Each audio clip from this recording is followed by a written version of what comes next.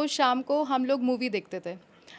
2-3 दिन पापा की पसंद की मूवी देखते थे जो पुरानी 70s, 80s, 90s की मूवी हैं, और 2-3 दिन मेरी पसंद की हम लोग नेटफ्लिक्स, अमेज़न प्राइम पर ये सब चीज़ें देखते थे। कूद के मुझे गले लगा लिया है एकदम से, और मतलब खुशियाँ छा गई हैं। 1 मिनट में वो बोलते हैं ज़िंदगी बदल गई है हमारी। मैं तो बहुत बढ़िया लगता है कि हमारी बेटियां हर एक घर में ऐसी हों तो अच्छा लगेगा। चेहरे पे मत जाइए, उसके पीछे जो पढ़ाई है उसी के आधार पर आगे भी निर्णय होते रहेंगे। जहाँ पर कठोरता की ज़रूरत होगी वहाँ कठोरता होगी। कभी-कभी ऐसे केस आते हैं आपके सामने जब आपको दिल की नहीं, अपने सिर्फ़ और सिर्फ़ कानून की सुननी पड़ती है। नमस्कार, मैं हूं आपका दोस्त विनोद शर्मा और आज आपके साथ एक ऐसा सेलिब्रेशन, एक ऐसी खुशी ले आया हूं दोस्तों। भिवानी की बेटी ने चांद पर जाने जैसा काम कर दिया है, क्योंकि वो जुडिशरी की अब रिजल्ट आया है और उसमें 23वां उनका जो रैंक रहा है। फिलहाल पूरा भिवानी सेलिब्रेशन कर रहा है और पड़ोसी भी इस घर में फिलहाल आज लड्डू खा रहे हैं, और कौन सी मिठाई नहीं होगी जो खा नहीं रहे होंगे। फिलहाल देख सकते हैं यहाँ पर पूरी फैमिली मेरे साथ बैठी है। ज्योति शर्मा, जो कि 23वां रैंक हासिल करके आज बड़ा मंद मंद मुस्कुरा रही हैं। ज्योति, कैसा फील कर रही हैं? सबसे पहले मैं आपके न्यूज़ चैनल को धन्यवाद कहना चाहूँगी, और आज मैं बहुत खुश हूँ। वो कहते हैं कि आज सब सारा यूँ लग रहा है कि आसमान मुझे मिल गया है, सारा आसमान आज मेरा है। मेरे परिवार बहुत खुश है। हमारे चेहरों की खुशियाँ, मुस्कान जो है वो रुक ही नहीं रही है, और आप अंदाज़ा लगा सकते हैं कि हम कितने, मतलब सब लोग इतनी खुशियाँ मना रहे हैं। ज्योति, यूपी में आपका जाना, वैसे तो हर जगह आप लोग अप्लाई करते होंगे। हर जो बच्चा पढ़ रहा होता है उसका पहला ध्येय जो होता है, टारगेट होता है जॉब, चाहे किसी भी जगह मिल जाए। और आपका जुडिशरी का सपना था तो आपने कई जगह अप्लाई किया होगा, लेकिन यूपी में आपका सिलेक्शन हुआ है, तो किस तरह की मनोस्थिति है आपकी? मेरा बस यही मकसद था कि मैं जुडिशरी में सेलेक्ट हो जाऊं, वो चाहे हरियाणा में हो जाऊं, दिल्ली में हो जाऊं, यूपी में हो जाऊं। सपना था वो पूरा, चाहे यूपी करे चाहे हरियाणा करे, मेरे लिए एक ही बराबर है। लेकिन बाबा का दिमाग में आया वहाँ सिलेक्शन होते ही कि वहाँ बाबा की सरकार है, योगी आदित्यनाथ की सरकार है, वहाँ पे अलग प्रकार से हम देखते हैं रोज न्यूज़ में, वहाँ पे न्याय अलग तरीके से दिया जाता है, थोड़ा सा अलग है पुलिस का, बुलडोजर का, ये सब चीज़ें आपके दिमाग में आई होंगी। तो फिर एक जज के तौर पर किस तरह से जुडिशरी उनसे कैसे निपट पाएगी? वो सारी चीज़ें आनी शुरू हो चुकी हैं? सर, जुडिशरी जो है हर जगह समान तरीके से कार्य करती है। जुडिशरी पर किसी भी चीज़ का दबाव नहीं होता है। सरकार हमारी डेमोक्रेटिक सरकार है, और योगी सरकार हो चाहे हमारी मनोहर लाल खट्टर सरकार हो, सभी सरकार इंसानों का भला चाहती है और उसी के लिए कार्यरत हैं। और जुडिशरी भी जो है हमेशा यही चाहती है कि इंसानों का कैसे भला किया जाए, लोगों का कैसे भला किया जाए, लोगों के जो कष्ट हैं उनका कैसे निवारण किया जाए। तो कोई ऐसा खास फ़र्क नहीं देखने को मिलेगा आपको कि हरियाणा जुडिशरी में अलग मिलेगा, यूपी जुडिशरी में अलग मिलेगा। जो मेन एक ही काम है कि लोगों के दुखों का निवारण करना है, लोगों की जो समस्याएँ हैं उनको हल करना है, तो वो एक ही मकसद रहता है। लेकिन इतना शांत सा और इतना भोला सा चेहरा, किस तरह से निर्भया जैसे कांड होते हैं इस देश में, और उम्मीदें हर किसी को न्यायपालिका से रहती हैं, फिर बड़ा कठोरता के साथ फैसले लिए जाते हैं वहाँ पर। आप दिल की सुनी नहीं पाते, आप जो भी आपके सामने जो तथ्य होते हैं उनके आधार पर फैसले होते हैं। तो वो कठोरता आ जाएगी, उस दौरान वो माहौल बन पाएगा? क्योंकि बड़ी भोली भाली सी मुझे दिख रही हैं आप, बड़ी शांत सा, और अलग ही आपका नेचर भी अलग सा दिख रहा है। मैं आपसे यही कहना चाहूँगी कि चेहरे पे मत जाइए, उसके पीछे जो पढ़ाई है उसी के आधार पर आगे भी निर्णय होते रहेंगे। जहाँ पर कठोरता की ज़रूरत होगी वहाँ कठोरता होगी, और जहाँ पर थोड़ा-सा आपको कम कठोर होना होगा वहाँ पर कम कठोर होने की आवश्यकता होगी। तो जैसा मेरा कानून बताएगा कि ऐसा निर्णय होना चाहिए, मैं वैसा ही निर्णय करूँगी। बीच में हृदय क्या कह रहा है, कभी-कभी ऐसे केस आते हैं आपके सामने जब आपको दिल की नहीं, अपने सिर्फ़ और सिर्फ़ कानून की सुननी पड़ती है, और कानून के अनुसार ही मैं अपना डिसीज़न दूँगी। फैमिली में पहले कोई जुडिशरी या फिर इस लाइन से जुड़ा था जो इस तरह के सपना आपका बना और उसके बाद आप इस फील्ड में आए, या पहली बार ही पहला ही कदम था और उसी में आपने फतेह कर दिया? जी, ये फर्स्ट जनरेशन लॉयर रही हूँ मैं 2018 तक, और आज मैं गर्व से कह सकती हूँ कि फर्स्ट जनरेशन जज बन गई हूँ। और मेरे पापा का सबसे बड़ा सपना था कि मैं एक जज बन जाऊँ। मेरे पापा हमेशा यही चाहते थे, और इसी वजह से मैंने एडमिशन लिया था बीए एलएलबी में। और उसी की ये अटेम्प्ट जो था मेरा, वो 6th इंटरव्यू था। इससे पहले 5 इंटरव्यू दे चुकी हूँ मैं साल 2019 से 2022 तक, और 9 या 10 मेंस मैंने दिए हैं, 12 पीटी दिए होंगे। यूपी का ही पहला मेरा पीटी रहा है, 16 दिसंबर 2018 में मैंने यूपी का पहला पीटी दिया था, पहला एग्ज़ाम रहा है मेरा। और उसकी यूपी से मेरा मुझे लगता है कि एक अलग ही रिश्ता है, जहाँ से मैंने शुरू किया है आज मैं वहीं पर सेलेक्ट हो गई हूँ। पहला मेरा प्री निकला वो यूपी का था, पहला मेरा जो मेंस क्लियर हुआ वो भी यूपी का था। इंटरव्यू स्टेज में मैं पहली बार यूपी में ही गई हूँ, तो यूपी ने मुझे एक हौसला दिया, हिम्मत दी कि आप अगर इंटरव्यू स्टेज तक गए हैं तो आप आगे भी बढ़ सकते हैं। उसके बाद बस मैंने पीछे मुड़कर नहीं देखा और एग्ज़ाम पर एग्ज़ाम पर एग्ज़ाम देती गई और लास्ट में यूपी ने ही मुझे अपना स्वीकार कर लिया है। और दोस्तों थोड़ा सा आपको बता दूं, अभी कुछ दिन पहले नूह का कांड हुआ, उसमें बहुत सारे बच्चे जिनको आवारा कह देते हैं लोग, जिन लोगों ने गलतियां की, जो गलत ट्रैक को चुनते हैं, उन लोगों को सही ट्रैक पर लाने के लिए ये इंटरव्यू है। और उन पेरेंट्स से अपील करना चाहूँगा, उन लोगों से जो भी हमारे व्यूअर हैं उनसे अपील करना चाहूँगा, जो पॉजिटिव चीज़ें हैं उनको थोड़ा सा आगे बढ़ाएंगे, आप लोग शेयर करेंगे तो और ज़्यादा पॉजिटिविटी हमारे समाज के अंदर आएगी। फिलहाल ये पूरा परिवार आप देख सकते हैं, फिलहाल मिलवाने वाला हूँ मैं। फिलहाल ज्योति की माँ हैं, ज्योति के पिता हैं, ज्योति के चाचा बैठे हैं और भाई हैं। हर कोई गवर्नमेंट जॉब में बड़े अच्छे पद पर है फिलहाल। और इनके फादर से बात कर लेता हूँ प्रदीप, थोड़ा सा अगर जरूरत पड़ी तो। पापा की बात करूँगा फिलहाल। पापा का सपना, और पापा का एक वो गाना भी होता है, मैंने सुना है, कौन सा, पापा कहते हैं बड़ा नाम करेगा। तो शुरू से ही सपना था कि बेटी को फोकस करके चल रहे थे कि बेटी मेरा सपना पूरा करेंगी, मुझे चाहिए तो ये बन जाएंगी, और बन भी गई।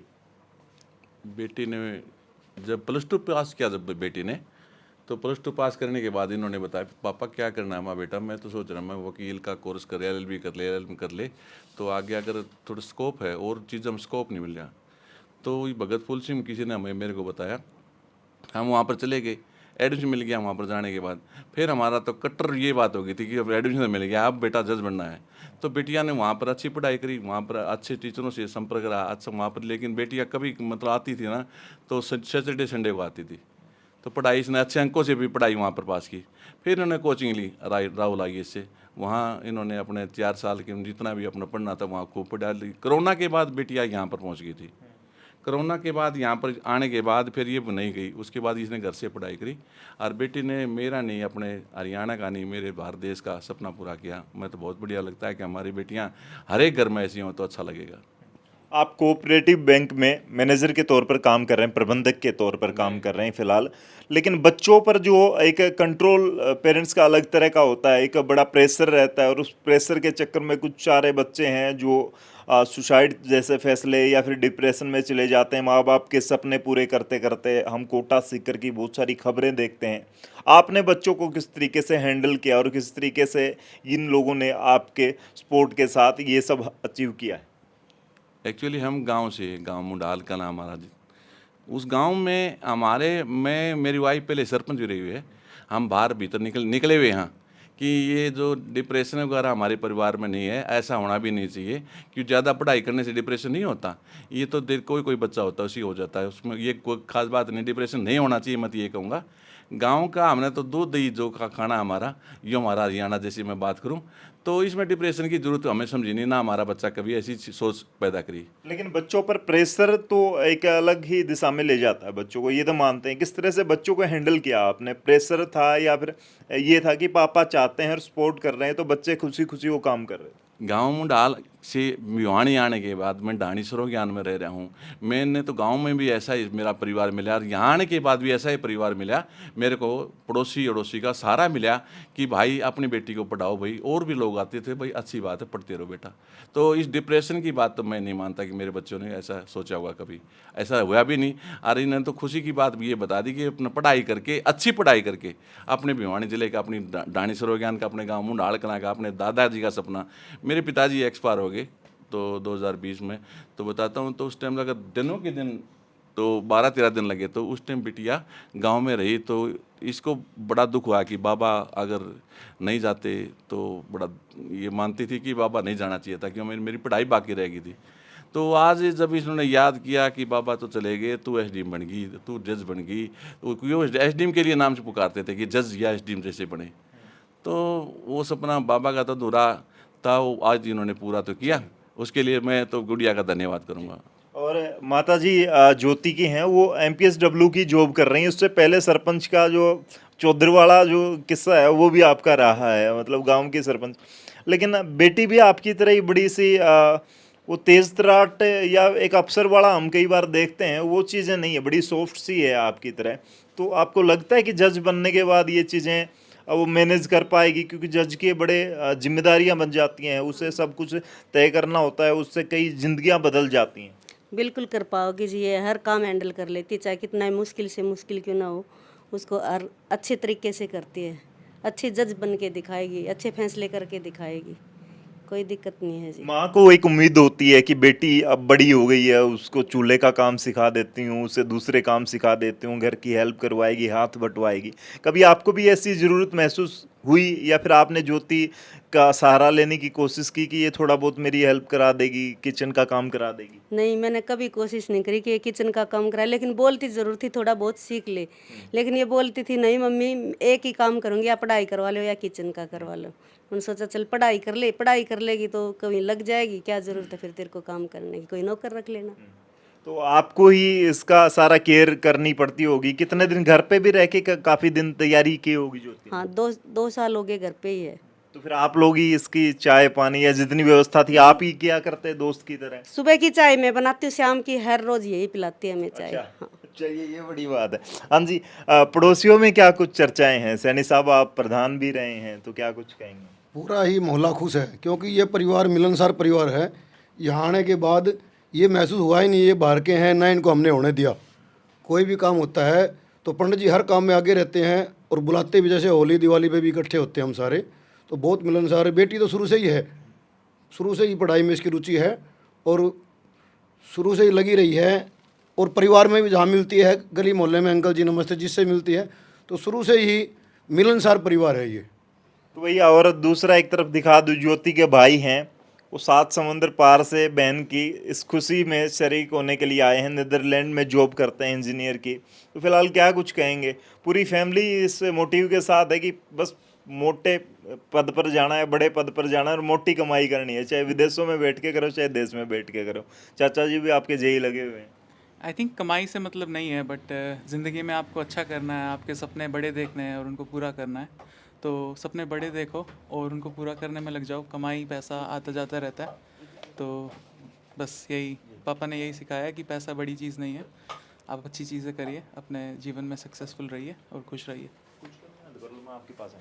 हाँ जी, क्या कुछ कहेंगे? आप भी, आपने भी कई जॉब चेंज की, उससे पहले आपकी मैंने सुना है दिल्ली में जॉब थी, अब चाचा जी के तौर पर आप जेई लगे हुए हैं इनके ज्योति के, और सेलिब्रेशन पूरे बिजली बोर्ड में चल रहा होगा। बिल्कुल। मैं पहले पुलिस में था, उसके बाद बिजली बोर्ड में लग गया था। फिर ये मेरी बेटी है जो बिजली बोर्ड में तो चर्चे होने ही थे, क्योंकि सारे जब मैंने बिजली बोर्ड वालों को बताया कि बलवान की भतीजी जज लगी है, तो उनको खुशी का कोई ठिकाना नहीं रहा। बोले यार तुमने तो छक्का लगा दिया। अच्छा। हाँ, तो बहुत खुश है इस बात से कि हमारी बेटी ने मेहनत करके छठे अटेम्प्ट में अब ये मुकाम हासिल किया। ज्योति से थोड़ी बात करूंगा। ज्योति, इस रैंक का भी बड़ा वैल्यू होती है। हम कई बार यूपीएससी वाले बच्चों के साथ बैठते हैं तो रैंक बड़े मायने रखती है, वहाँ से तय होते हैं कि कितना क्या कुछ उसको कहाँ तक मिलेगा। जैसे यूपीएससी में तो आईएएस और आईपीएस सिलेक्शन ही रैंक बेस्ड होता है। तो फिलहाल कितने बच्चों ने ये एग्ज़ाम दिया था और इंटरव्यू तक कितने बच्चे पहुँचे थे, और आपका जो रैंक रहा वो काफ़ी ब्रिलियंट और बड़ा शानदार सा है? जी, लगभग 80,000 फॉर्म भरे गए थे और 50 से 60,000 के करीब प्रीलिम्स में बच्चे अपेयर हुए थे। फिर उसके बाद 3100 कुछ बच्चे जो हैं वो मेंस के लिए क्वालिफाई हुए थे। उसके बाद 959 बच्चे जो हैं इंटरव्यू के लिए क्वालिफाई किए गए थे। अभी 302 बच्चों का सिलेक्शन हुआ है और उसमें मुझे 23वीं रैंक प्राप्त हुई है। तो बड़ा वो गब्बर ने कहा था या किसने कहा था, बड़ा आज खुश तो बहुत हो गए तुम लोग? अमिताभ बच्चन जी ने कहा था। हाँ जी, सर बिल्कुल मैं बहुत खुश हूँ आज। दरअसल मैं चाहती थी कि इस बार, क्योंकि बहुत लंबे समय से मैं प्रयासरत थी, मैं चाहती थी कि इस बार जब मेरा सिलेक्शन हो, क्योंकि मुझे ये था कि इस बार या तो मेरी रैंक आनी है या फिर नहीं होगा, मेंस भी नहीं होगा, इंटरव्यू कॉल ही नहीं आएगा। और मैं ये चाहती थी कि मेरा जो नाम है वो पहले पेज पर ही दिखे, क्योंकि जैसे जैसे हम नीचे जाते जाते हैं वैसे ही दिल की धड़कन तेज़ होती जाती है कि आपका सिलेक्शन होगा कि नहीं होगा। तो जैसे ही मैंने अपना पहले पेज पे 23वें स्थान पर अपना नाम देखा, मेरी खुशी का ठिकाना नहीं था। फिर जैसे ही घर वालों को बताया, घर वालों ने वो कूद के मुझे गले लगा लिया है एकदम से, और मतलब खुशियाँ छा गई हैं 1 मिनट में। वो बोलते हैं ज़िंदगी बदल गई है हमारी। मैं देखता हूँ कई ऐसे ऐसे घरों से बच्चे होते हैं और उनका एक रिजल्ट आता है यूपीएससी का, और आप जैसे जो रिजल्ट जुडिशरी का रिजल्ट, ये ऐसे रिजल्ट होते हैं कि आपकी कलम या आपके दिमाग की बदौलत आपकी ज़िंदगी बदल जाती है। वो पल बड़े बेहतरीन होते हैं। एक तरफ मैंने अभी जांच करने के लिए थोड़ा सा ट्राई कर रहा था, ये फिल्में भी देखती हैं और मैं वो पूछ भी लिया मैंने, फिल्में और ये सारे शौक पूरे चलते रहे साथ साथ, कोई दिक्कत नहीं रही कि कुछ लोग कहते हैं कि पढ़ाई मेरी बहुत ज़्यादा रही, मेरा ये रहा। जी, सोशल मीडिया से तो मैं दूर थी। साल 2018 से व्हाट्सएप, फ़ेसबुक, इंस्टाग्राम कुछ भी नहीं मैं यूज़ करती थी। पर एक ज़रूर होता था, जैसे मैं 2020 में यहाँ कोविड के टाइम पे मैं घर पर आ गई थी, तो घर पर ही तैयारी कर रही थी। हर रोज़ शाम को हम लोग मूवी देखते थे। 2-3 दिन पापा की पसंद की मूवी देखते थे, जो पुरानी 70s, 80s, 90s की मूवी है, और 2-3 दिन मेरी पसंद की, हम लोग नेटफ्लिक्स, अमेज़न प्राइम पर ये सब चीज़ें देखते थे। तो हम एक मूवी को लगभग 3-4 दिन तक देखते थे। 15-15, 20 मिनट की आज देख ली है, 20 मिनट की कल देख ली है। तो मनोरंजन होना भी बहुत ज़रूरी है, और वही एक साधन था। मैं खाना खाते वक्त ज़रूर टीवी देखती थी, जिससे थोड़ा सा दिमाग हल्का हो जाता था, जिससे आप थोड़े से रिफ़्रेश हो जाते थे, और वो आगे पढ़ाई में मदद करता है। मतलब बाउंड्रीज नहीं होनी चाहिए, बाउंड्री होगी तो अच्छी चीज़ों की आपको कोई दिक्कत नहीं है। जो चीज़ें आपको थोड़ा सा फ्रेश करें, माइंड को थोड़ा सा सेट करें, वो चीज़ें होनी चाहिए। ये नहीं है कि आपने टोटल बाउंडेड होके आप कुछ करोगे ही नहीं, सिर्फ किताबों के पीछे भागोगे। जी, वैसे तो मैं अपनी ये जो सोशल गैदरिंग्स थी, मैं वहाँ पे भी बहुत कम जाती थी। कोई शादी या फंक्शन होता था, मैं वहाँ नहीं जाती थी। कोशिश करती थी कि अगर मेरे बिना काम चल सकता है, तो मैं घर पर रहूँ, अपनी तैयारी करूँ। लेकिन कहीं पर अगर ज़रूरी होता था, तो मैं ज़रूर चली जाती थी। ऐसा नहीं है कि मैंने बिल्कुल ही अपने आप को अलग कर लिया था कि आप जाओगे ही नहीं, क्योंकि दोनों चीज़ें ही ज़रूरी हैं। कभी-कभी ऐसा होता है कि आप ज़्यादा पढ़ाई कर रहे होते हो, तो मन नहीं लगता है। बहुत दिन ऐसे भी होते हैं जब मैं बिल्कुल पढ़ाई मैंने की ही नहीं है। तो वो रिफ़्रेश करने के लिए खुद को बहुत ज़रूरी होता है। अनलेस एंड अनटिल आप फ्रेश फ़ील नहीं करेंगे, आपको दिमाग में कुछ जाएगा नहीं।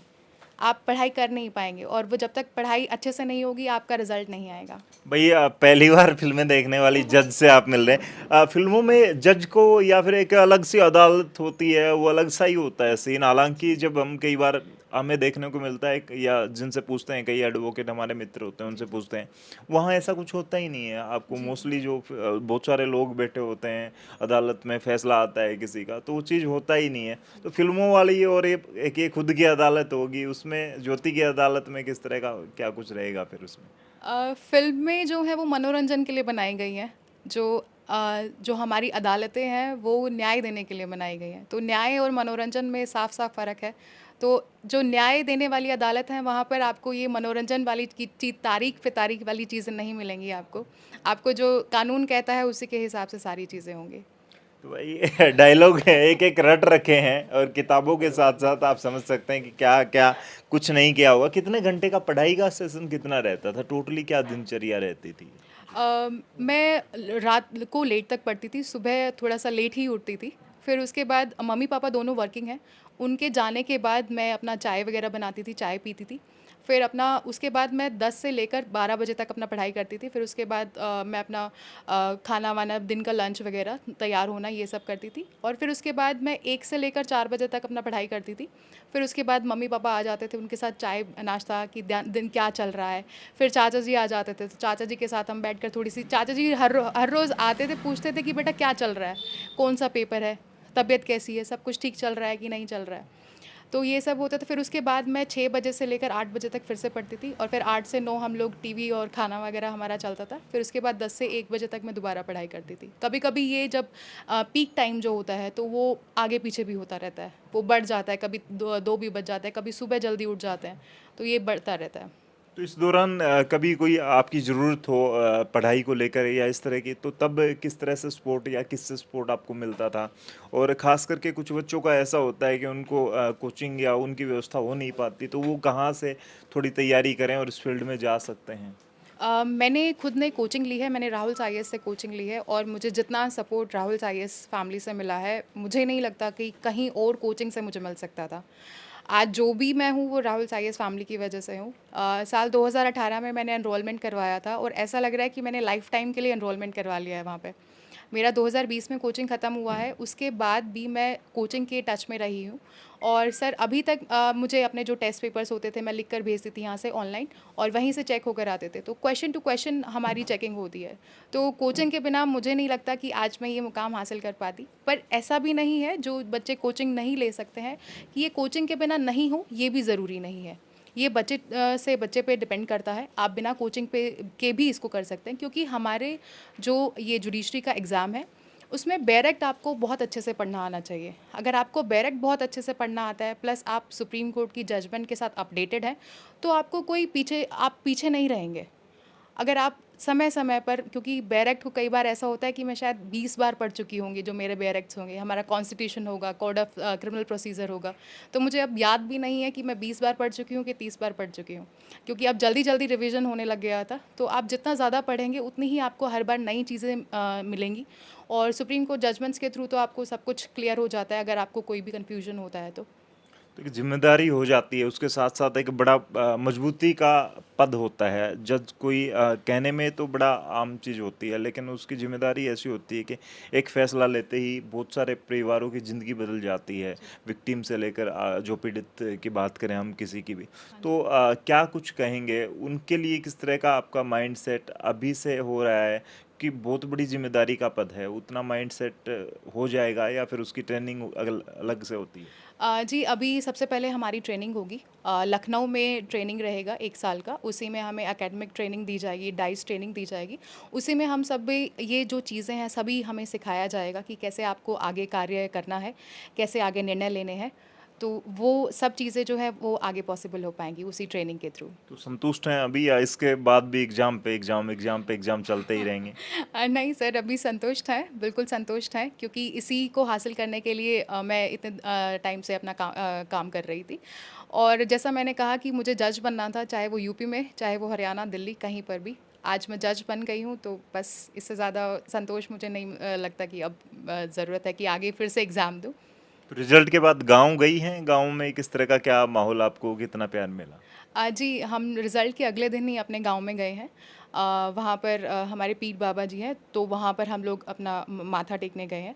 फिर उसके बाद गांव में अपने परिवार से मिले हैं, अपने जो और रिश्तेदार हैं, गांव वाले हैं, उनसे मिले हैं। तो मुझे बहुत ढेर सारा प्यार मिल रहा है सब लोगों से। सब लोग मेरी बेटी, मेरी बेटी, मेरी बेटी ने ये कर दिया है, मेरी बेटी ने मेरे गाँव का नाम रोशन कर दिया है, शहर का नाम रोशन कर दिया। सुन सुन के मतलब बहुत अच्छा लग रहा है, बहुत अच्छा। ज्योति, उन बच्चों को क्या, किस तरह से मोटिवेट करेंगी, और पेरेंट्स को खास करके क्या कुछ कहना चाहेंगी? बच्चों को किस तरह से आगे बढ़ाया जा सकता है, या ट्रैक से जो भटक जाते हैं उनको भी क्या कुछ मैसेज देना चाहेंगी? मैं यही कहना चाहूँगी कि आप प्लीज़ हार्ड वर्क करते रहिए। हार्ड वर्क कभी भी फेल नहीं होता है, आपको हार्ड वर्क हमेशा आगे ही लेकर जाएगा। अ, जितना ज़्यादा आप पढ़ेंगे या जितना ज़्यादा आप मेहनत करेंगे, वो आपको आगे ही लेकर जाएगा, कभी भी पीछे नहीं लेकर जाएगा। कभी भी हार मत मानिए। मैंने हार नहीं मानी, मेरी फैमिली ने हार नहीं मानी, हमेशा मुझे पुश करते रहे कि प्लीज़ आप आगे बढ़िए, हम आपके साथ हैं। अभी एग्ज़ाम नहीं हो रहा है, कोई बात नहीं, आगे एग्ज़ाम हो जाएगा। तो मैं उनकी फैमिली को भी यही कहना चाहूँगी, please be supportive towards your child. अगर आप जितना सपोर्ट दिखाएंगे, जब तक फैमिली सपोर्टिव नहीं होगी, हम लोग मेंटली बैलेंस्ड नहीं होंगे, और वो होना बहुत ज़रूरी है।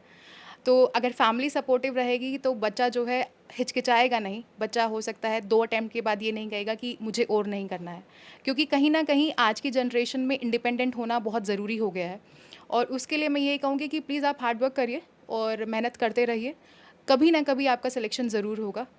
ऐसा नहीं है कि सिलेक्शन नहीं होगा। अगर जो चीज़ आप चाह रहे हैं उसमें नहीं होता है बाई चांस, तो प्लीज़ डीमोटिवेटेड मत होइए। और बहुत सी चीज़ें हैं जो आपके लिए बनाई गई हैं, क्योंकि आपने इतनी तैयारी कर ली है कि अगर वो चीज़ जो आप लगे हुए थे दिल जान से वो नहीं हो रही है, तो दूसरी चीज़ आप आराम से कर जाएंगे। तो कभी भी निराशा होती है, हमेशा जीवन में होती है निराशा, पर निराशा को भूलकर आशा की ओर आगे बढ़ना है हमें। जी।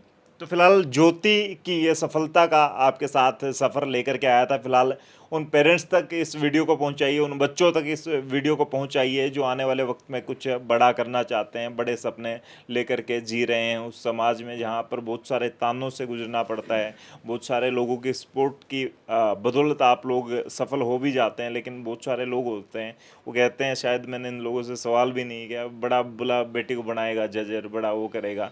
ये सारी चीज़ें फेस करके एक बच्चा सफलता तक पहुँचता है। इस वीडियो को फिलहाल शेयर करें। तब तक के लिए धन्यवाद। राम राम, जय हिंद।